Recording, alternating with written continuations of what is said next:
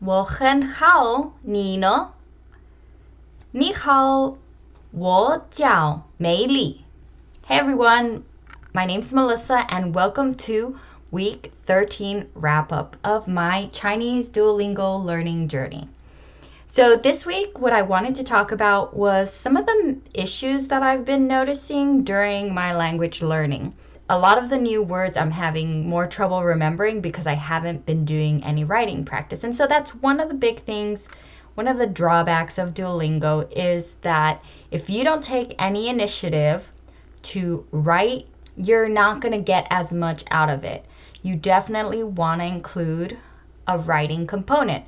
And I've mentioned before that in audio, like a listening component is super important. And I feel like that's what was missing in our high school language classes. When they taught languages in high school, it was always about the writing. There wasn't enough back and forth verbal communication, which requires speaking it and listening. So that was what I was super excited about with Duolingo, is that there is that speaking and listening component to it. But of course, you have to make sure you add the writing. So I feel like you really need all three. You need all three to get the most out of learning a language. So that's one thing that I think is a drawback. And so as an individual, you really have to take a little more initiative to get that writing component. The second thing I've noticed that I've been doing, something that I feel is a mistake, is that I've been adding even more step associations. For example, when you're learning a language, is that a lot of times you're translating a word instead of just learning the word. You don't grab a dog and then say go in Chinese or perro in Espanol. Whatever language you learn as a baby, you just see the thing and you say the word. There's no translating happening. But if you speak English and you're learning in Spanish, you think dog and then you think perro, and that extra step, like you really got to get to the point where see the animal, go, and say the word. And I'll think, okay, greetings one. What were the words they taught me in greetings one? And then I'll write them down. I'll see if I can remember it. Okay, food one. And I'm going to each section and then thinking of the words in that section to make sure that I remember all the words that I learned in that section.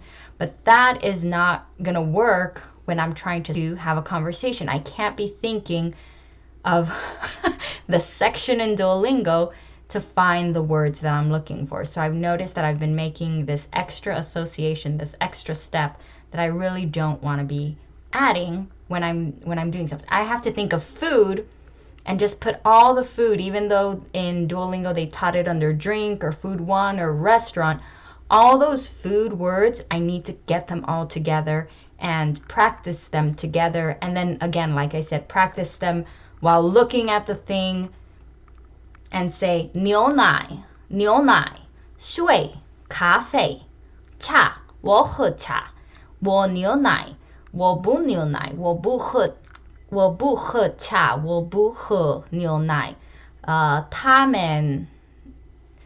他们要牛奶. Like I need to say the words just thinking of what I want to communicate, thinking of the object, but not thinking of the word and trying to translate it. And much less having to add that extra step of like, oh, what section is this in? That's the second issue that I've noticed that I've been doing incorrectly while I'm learning my languages, funneling it into the sections that it's being taught in Duolingo instead of just taking all my vocabulary words and looking at them as a whole. It's helpful when I'm writing them down because then I know what section to look. I'm like, oh, okay, well, I'm trying to remember of like, how do I say India in Chinese? Indu. Oh, okay, well, that was in this section. And then I can go look for it, find the characters, practice the characters, find the words, find the sentences that I wrote down during that section. But when I'm speaking it, I don't want to have to do those extra steps. I don't want my brain to think it has to go here and then there and then there and then there, and then I'll be able to actually say the words out of my mouth. So those are two things that I've noticed, that one of the things that I've done incorrectly, which is the association. And another thing that I'm just starting to struggle more with is according to Duolingo, I've already learned 750 words. And I'm like, I don't know if I even have them recorded, all those 750 words. So this is my update for week 13. So I did a little bit of speaking there. Food is always the easiest for me. I think food is going to be my highest vocabulary section because we like to eat and we like to cook and we like to go to restaurants. But I'm starting to learn some about travel and more country names. 시바냐, Spain, 인도, India, 英国 is England, 美国 is the United States, 中国 is China, 中国. Riben is Japan, but I'm not sure if I'm saying that one correctly. I got 19 crowns, but I didn't reach my goal to get 21 every month. So now we're in the new month of April, and I need to get 23 crowns now to make sure that I catch up with my goals.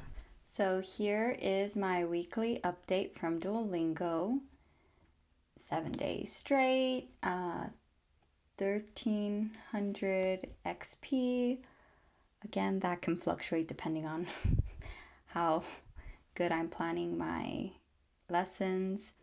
And then 3 hours on Duolingo studying and learning new words. So 18 new words learned this week.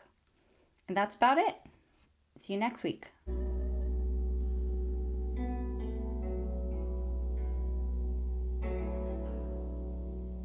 再见. New videos every 星期一, Monday.